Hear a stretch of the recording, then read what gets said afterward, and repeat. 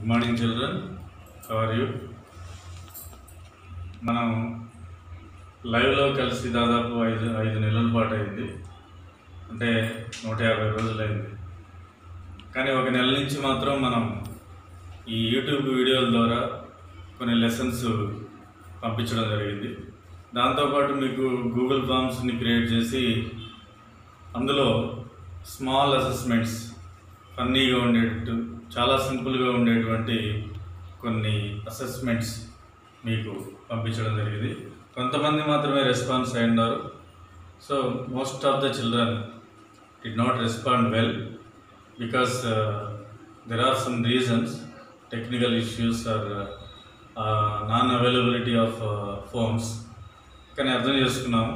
కానీ ఇంకా కూడా కొంత మీ పేరెంట్స్ని ఎంకరేజ్ చేసి ఈ ఆన్లైన్ క్లాసెస్ శ్రద్ధగా వినాల్సిన అవసరం ఎంతైనా ఉంది.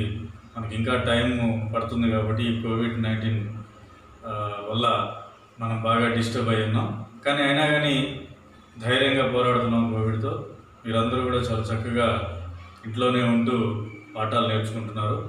మరి ఈ యూట్యూబ్ లింక్స్ ద్వారా మీకు దాదాపు 7th క్లాస్కి reading maps different kinds and rain and rivers, tanks and ground water, you kings and kingdoms అనే లెసన్స్ ద్వారా మనం పంపించడం జరిగింది. Now we are going to explain the 4th lesson, that is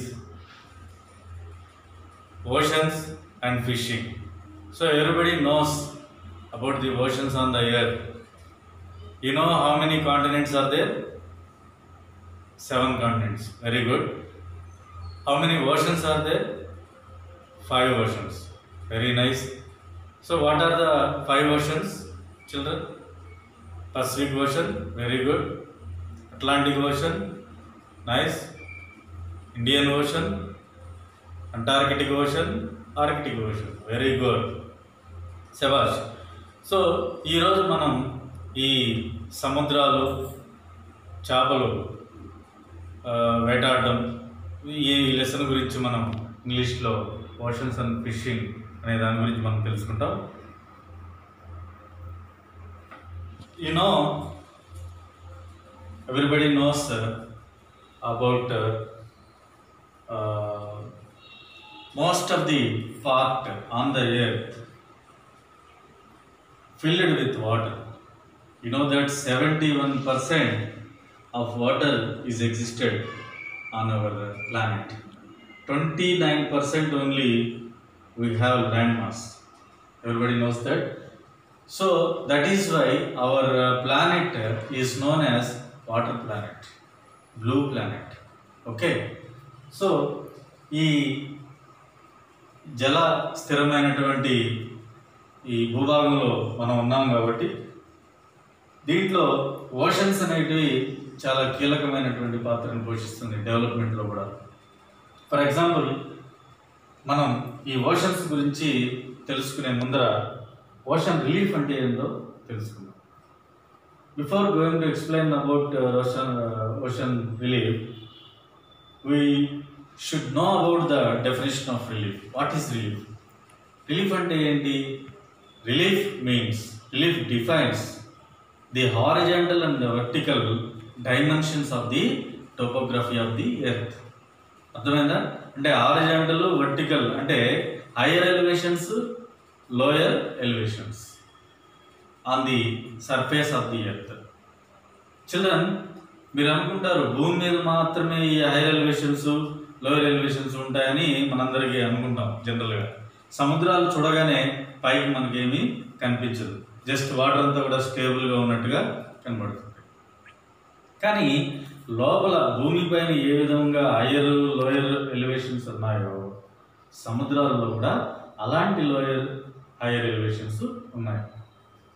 అంటే మౌంటైన్స్, హిల్స్, ఇవన్నీ మనం చూసాం కదా భూమి మీద. Reverse, plains, ప్లెట్యూస్. సేమ్ ఈ సముద్ర గర్భంలో కూడా ఈ రకమైనటువంటి హయ్యర్ లోయర్ ఎలివేషన్స్ ఉన్నాయి. సో ఆ విధంగా మనం చూసినట్లయితే first see the children ocean relief అంటే సముద్ర నైసర్గిక స్వరూపం ఎలా ఉందో ఈ పిక్చర్ ద్వారా మీకు నేను తెలియజేస్తున్నాను అనమాట. First of all continental shelf, this is first relief. Continental shelf అంటే ఏంటి? ఖండాంతర అంచు.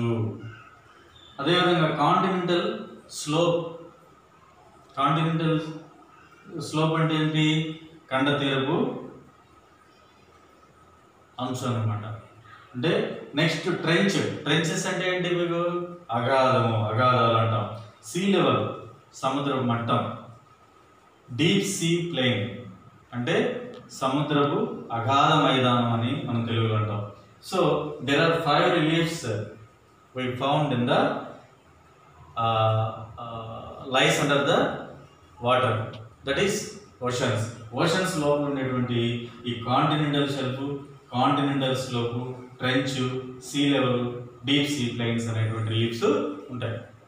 చిల్డ్రన్, మీరు 7th క్లాస్ కాబట్టి ఇప్పుడు వీటి గురించి మరింత వివరంగా సంపూర్ణంగా ఎప్పుడు తెలుసుకుంటారంటే 9th క్లాస్లో ఒక లెసన్ ఉంది మనకు, హైడ్రోస్ఫియర్ అని. అంటే తెలుగులో జలావరణము అంటారు. ఈ జలావరణం లెసన్లో మీరు 9th వచ్చిన తర్వాత, అంటే 8th తర్వాత 9th మధ్యలో ఒక 1 year గ్యాప్ ఉంది. అప్పుడు మీరు సమగ్రంగా దీని గురించి తెలుసుకుంటారు. కాంటినెంటల్ షెల్ఫ్ ఏముంది, కాంటినెంటల్ స్లోప్ ఎలా ఉంటుంది, ట్రెంచెస్ ఎలా ఉంటాయి, sea level, deep sea plains ఎలా ఉంటాయో మీరు తెలుసుకుంటారు. ఇంకొక ఆసక్తికరమైన విషయం ఏంటంటే చిల్డ్రన్, సముద్రం లోపల అడవులు కూడా ఉంటాయి, తెలుసా మీకు? సో అడవులు కూడా ఉంటాయి సముద్రం లోపల. ఈ అడవులు కూడా అప్పుడప్పుడు ఏంటంటే సముద్ర తుఫాన్ల వల్ల ఈ అడవులు బాగా డిమాలిష్ అయిపోయి, డిస్ట్రాయ్ అయిపోయి, దాని నుంచి డీకంపోజ్ సంబంధించిన ప్లాంటన్స్ బయట వస్తాయి. సముద్రంలో అనేక జల చరాలు, జీవరాశులు ఉండడానికి కారణం ఇలాంటి వాతావరణమే. అక్కడ ఉన్నటువంటి ఫారెస్టే ఆ జీవరాశులకి ఆహారంగా మనకు వస్తుంది అన్నమాట. కాబట్టి ఇదంతా కూడా మనకు తెలుసుకోవచ్చు. పెద్ద క్లాసులకు వెళ్ళే కొద్దీ ఇంకా మరింత వివరణాత్మకంగా మనం తెలుసుకుంటాం. నెక్స్ట్ ఓషన్ వాటర్స్ మూమెంట్స్ గురించి. ఓషన్ వాటర్ మూమెంట్స్ అంటే ఏంటి? సముద్ర కదలికలు. అవి 3 రకాలుగా మనము భావించవచ్చు. So ocean waters movements are classified into 3 kinds. One is waves, second one is currents, third one is tides. Waves, intensity of the waves depends upon the speed of wind. గాలి యొక్క వేగాన్ని బట్టి ఈ అలల యొక్క ప్రభావం మనకు కనిపిస్తూ ఉంటుంది. చూడండి చంద్రుడు, ఎక్కువ గాలులు వచ్చినప్పుడు సముద్రం వైపు చూడండి, అలలు ఎక్కువగా బాగా తాకిడిని ఇస్తాయన్నమాట. అదేవిధంగా ఓషన్ కరెంట్స్, ఈ సముద్ర ప్రవాహాలు అంటారు. సముద్రాలు ఒక దగ్గర నిశ్చలంగా ఉండవు, ఒకవైపు నుంచి మరొక వైపుకి ప్రయాణిస్తూ ఉంటాయన్నమాట ఈ కరెంట్స్ అనేవి. కరెంట్స్ అంటే అర్థం ఏంటంటే ప్రవాహం. ఆ ప్రవాహాలు, సముద్ర ప్రవాహాలు ఎలా ఉంటాయంటే 2 types ఉంటాయి మనలో. Again currents are classified into 2 types. ఆ 2 types ఏంటి? Warm currents, cold currents. Warm currents అంటే ఏంటి? భూమధ్య రేఖ నుంచి పోలార్ రీజియన్కి వెళ్ళేటువంటి ఓషన్ కరెంట్స్ని వామ్ కరెంట్స్ అంటారు. అంటే భూమధ్య రేఖ నుంచి పోయేటువంటి సముద్రానికి సంబంధించినటువంటి ప్రవాహాలు పోలార్ రీజియన్ వైపు వెళుతూ ఉంటే వాటిని ఏమని పిలుస్తామంటే మనము వామ్ కరెంట్స్ అంటాం. అదే మాదిరిగా పోలార్ రీజియన్స్ నుంచి భూమధ్య రేఖ వైపు వచ్చేటువంటి ఈ సముద్ర ప్రవాహాలను ఏమంటామంటే కోల్డ్ కరెంట్స్ అంటే అంటాం. సో వీటి గురించి కూడా మనం 9th క్లాస్లో మరింత ఎక్స్టెన్షన్ తెలుసుకుంటాం అన్నమాట. తర్వాత టైడ్స్. టైడ్స్ ఏమంటే సముద్రంలో లో టైడ్స్, హై టైడ్స్. మనం అంటాం కదా, లో టైడ్స్, హై టైడ్స్ అంటే తరంగాలు, సముద్ర తరంగాలు లెగిసి పడుతూ ఉంటాయి. అంటే వాటిని మనం తెలుగులో లో టైడ్స్, హై టైడ్స్, లో టైడ్స్నేమో లఘువేళ తరంగాలు అంటాము, హై టైడ్స్నేమో పర్వవేళ తరంగాలు అంటాం. ఈ తరంగాలు ఈ చేపలు పట్టేదానికి అంటే ఫిషరింగ్కి చాలా కీలక పాత్ర వహిస్తాయి. సో ఈ ఫిషరింగ్ విషయంలో హై టైడ్స్ వచ్చినప్పుడు ఎట్టి పరిస్థితుల్లో కూడా మత్స్యకారులు అంటే ఫిషర్ మ్యాన్ సముద్రంలోకి ఎంటర్ కాలేదు. అందుకనే వాతావరణం పరిస్థితి మనకు చెప్తూ ఉంటుంది అప్పుడప్పుడు, రేడియోలో కానీ టెలివిజన్స్లో కానీ. అంటే మనకు ఒక డిపార్ట్మెంట్ ఉంటుంది, మెట్రలాజికల్ డిపార్ట్మెంట్. ఆ డిపార్ట్మెంట్ ఏం చేస్తుందంటే వాతావరణంలో వచ్చేటువంటి అనేక మార్పుల గురించి మనకు అప్డేట్స్ తెలియజేస్తూ ఉంటుంది. మీరు అందరూ వింటుంటారు టీవీల్లో. సో ఈరోజు వాతావరణం చాలా క్లౌడీగా ఉంది, లేకపోతే ఈదురుగాలులతో కూడినటువంటి గాలులు వస్తాయి, అది 60 కిలోమీటర్ల నుంచి 80 కిలోమీటర్ల వేగంతో వీస్తాయి గాలులు, కాబట్టి మత్స్యకారులు సముద్ర వేటకి వెళ్ళరాదు అని చెప్పి మనకి ఇలాంటి ఇండికేషన్స్ వస్తుంటాయి ఆ డిపార్ట్మెంట్ నుంచి, ఆ వాతావరణ శాఖ నుంచి. సో అవి ఎక్కువగా ఈ టైడ్స్ కీలక పాత్ర పోషిస్తాయి అన్నమాట.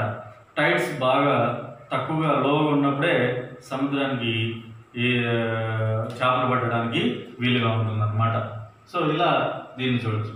సో ఈ వరల్డ్ మ్యాప్ చూడండి, ఇక్కడ మనం ఈ సముద్రాలన్నీ కూడా ఇక్కడ మన ఇండియా తీసుకుందాం. ఫస్ట్ ఈస్ట్ డైరెక్షన్లో ఏముంది, బే ఆఫ్ బెంగాల్ ఉంది.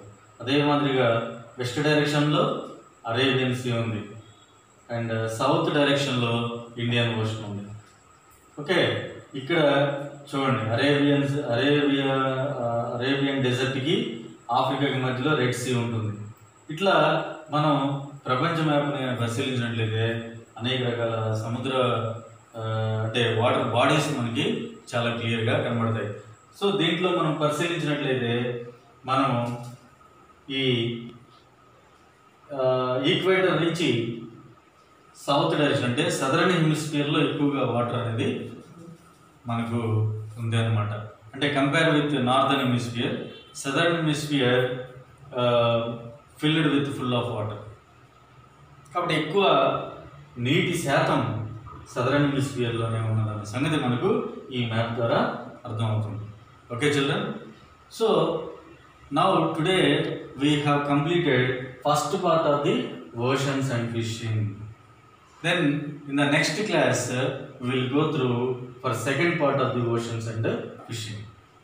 In that lesson we are going to explain about the livelihoods of the people who are depending upon the oceans. Okay, so a small assessment for you. You must verify, you must notice the atlas clearly. You have to observe all the oceans and how the oceans are existed, how the oceans are originated. You have to explore some ideas. Okay children, thank you.